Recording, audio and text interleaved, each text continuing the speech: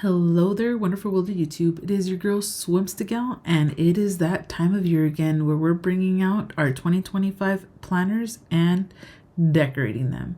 In this case, you guys are seeing me decorate the Sterling Ink A5 in the vertical planner. This is their A5 size, and I believe the cover type is tweed. Now, I usually like to do either like collages or like washi tapes on the inside cover for decoration, but I do have a good amount of the vellums that I get from the Sterling Ink monthly subscriptions. So I decided to pick two that I really liked and just cut them down to size to like glue them on the inside of it. It kind of made decorating it a lot faster, and it is just something really pretty to look at whenever you open up the journal.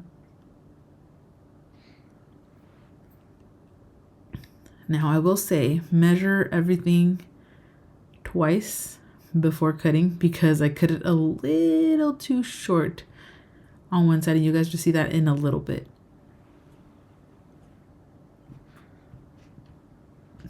And then right here, I'm just placing something under this side, which is the left side of the notebook, so that I have more stability. Since it's like the very first page, it doesn't have a lot of like, well, it has nothing under it. So unless you put something under it, you're gonna have like a hard time with keeping the book flat.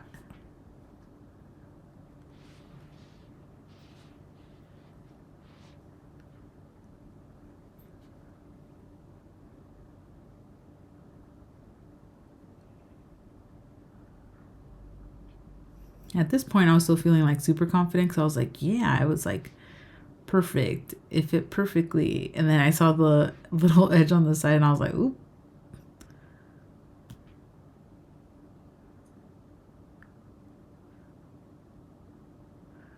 I still went ahead and stuck it down though.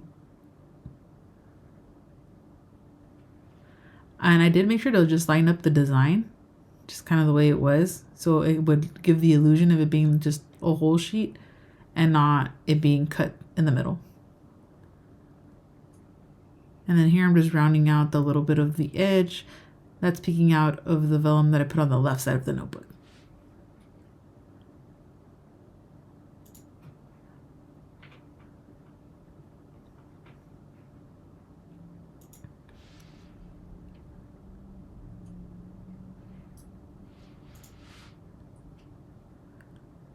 Again, just doing some like minor cutting just to make sure that everything's up to the correct size and it's nice and flush with the page.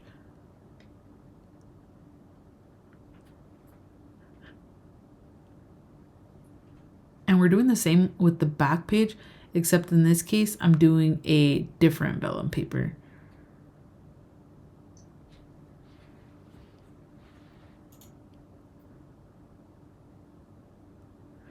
I don't 100% remember what months they were from, but I believe the one with the pond was June. The purple, I'd like to wager, and I think it's the one that came in the September monthly. But again, we're just repeating the same process, you know, measuring, cutting, and then like gluing it down.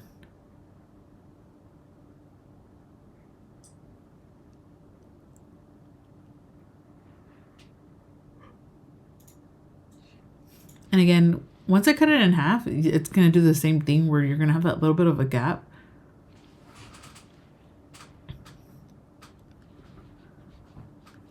So here I'm just putting the page together, and you see how there's that slight gap at the edge. It doesn't really bother me.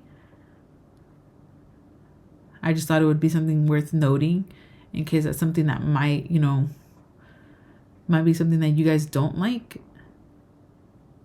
Because it does look a lot nicer when it goes all the way through, but it was just off by like, I would wager like maybe like 2 to 3 centimeters, so it wasn't anything too drastic. And now this tape runner that I'm using, luckily, is very forgiving. You guys are going to see a small mistake I made. Actually, it wasn't a small mistake. It was a pretty decent one where I put the design on the wrong way, so they weren't going to line up no matter what I did, which is why you see me swap it over to the other side. Because now that would have definitely bothered me, them not lining up. Not so much the fact that the page has a little bit of extra white space on the, like, near the edge, but the fact that the design wouldn't have lined up, that would have gotten me good.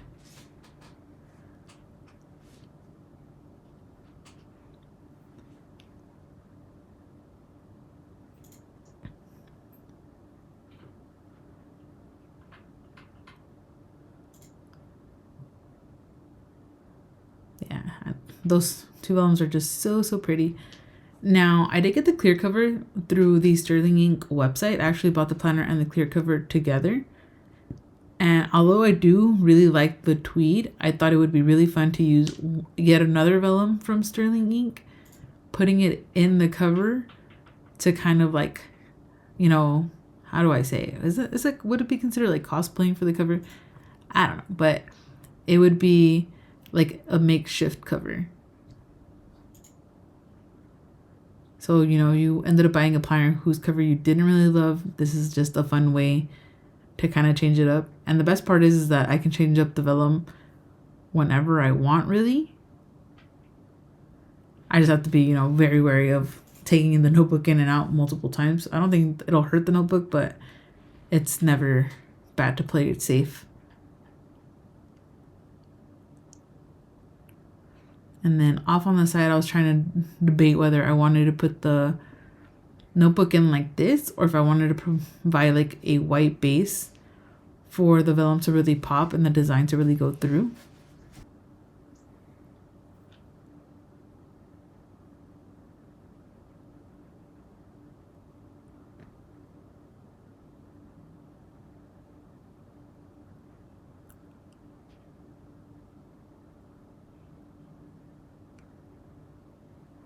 So eventually adding the white base did win out. I just thought the butterflies popped beautifully against it. And like I said, I love the tweed because it is really beautiful. And I, you know, it's a planner I picked, but the butterflies had me. I was like, you know what? We are going to do this. We're going to just put the white base and let the planner be. Again, I can change out the vellum whenever I, you know, would like to. I don't think I'm going to though, because I really do love the one I picked. It's just like super nice. Yes, the back does have a little bit, or I'll say a lot of bit of white space, but that's fine because we're only going to be looking at the front cover anyway. Now here I was trying to debate what index tabs I should use. And I usually don't like indexing or tabbing my months. I did it 1 month or 1 year for the weeks, and it just wasn't my vibe. But these ones are very small and very minimal. Now, for those of you guys that like to shop for stationery like I do not make the same mistake I did. For some reason, I thought that these only had like 24 tabs. Oh, and then right here, these are stickers and doodle tabs that I bought from her printables. She has great quality printables. So I had put those, and then I laminated them with some like, you know, really pretty like sparkly, would it just be laminate? But yeah, I was planning on using those maybe, but I know that for the months I wanted something a little bit more subtle, something that wasn't going to pop over outside of the notebook, just because that was kind of the look I prefer. So I went with these ones, and I believe these are the Midori Index Tabs. I'll have them linked down below. I think they're really sold out in most places. I was able to snag mine on JetPens during one of their restocks, so I was like happily excited. And what you guys are going to see me, or potentially see me tabbing, is going to be the weeklies section. So here you guys just see me kind of debating what kind of colors I want to use, because I do want to use some of the stickers and doodles tabs just to kind of mark off where the logs were at, where my monthly started, where my weekly started, and I think I also did where my dailies start.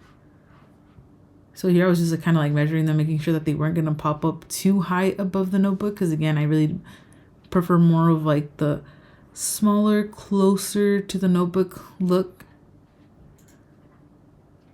And I really love the way that the sparkles kind of like play off the light. Not only does the laminate protect the tab, but it also gives it a little bit more pizzazz, if y'all catch my drift. In this case, for this ones, I went with the white ones that come in the set.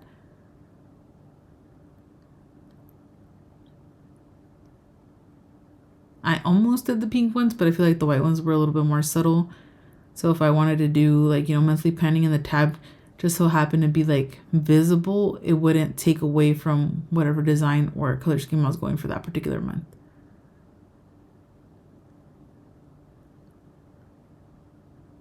I'll also link the sticker paper I used in particular for these tabs, just in case you guys are curious. I'll have those down below in the description for y'all.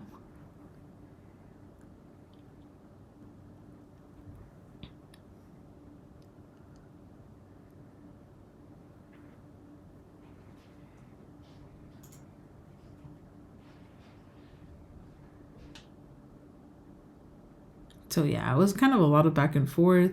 I did slightly score what to me was like the middle section of the tab just to make folding them over a lot easier, and that really did help.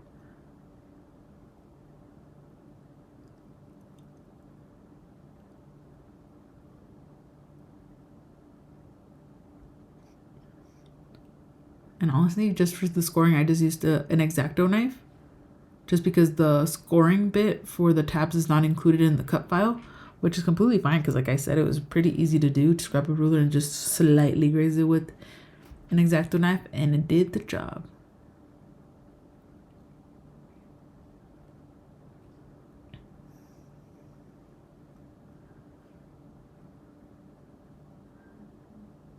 Now this was like a super tedious part of the process, which was kind of lining up the tabs, trying to get the spacing as equal as possible. I think in the future, because I do kind of like the way that these tabs kind of turned out, I'm going to probably create a template, because it'll be a lot easier to follow a template than trying to like eyeball it, because you pull the paper and you're like, okay, we're good. And then you lay it down flat against each other and you're just like, oh my God, no, it's not good. It's not good. Abort. But, good times, these ones. But yeah, I just did it again. I just labeled the weekly sections.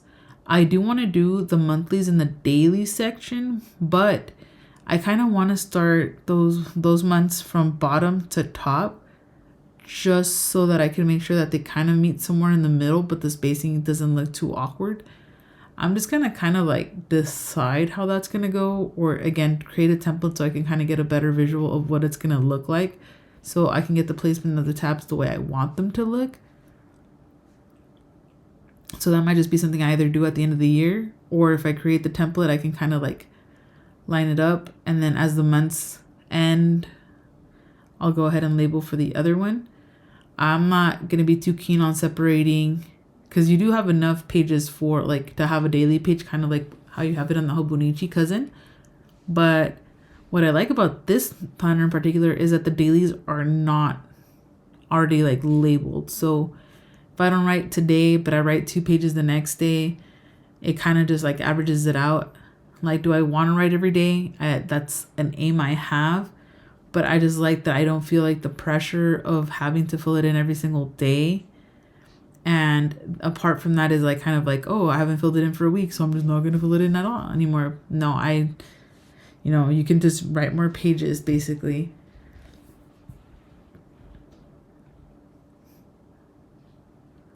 And the cool part about it is that with the Sterling Ink monthly kits, you always get like the date pages, like the date stickers. So that's very like, saves time. I also have date, like, the stamp. So I might use the stamp just because I really, really like the look of it. But we're going to kind of see how that's going to go, because this planner in particular, I'm going to use more as a memory keeping planner. So I'm not going to be too stressed out about like, filling it up or like setting it up, because I'm going to use a different planner to do like my day-to-day planning, and then at the end of the week, if that's when it comes like down to it, I'm going to fill in the weekly section here.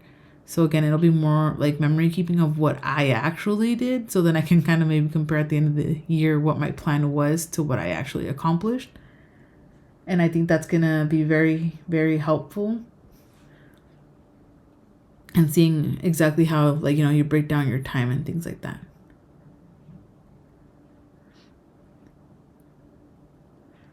So yeah, for me, this like notebook is more kind of like a romanticization. Don't know if I'm pronouncing that the proper way, but it is more to like, romanticize my life for myself.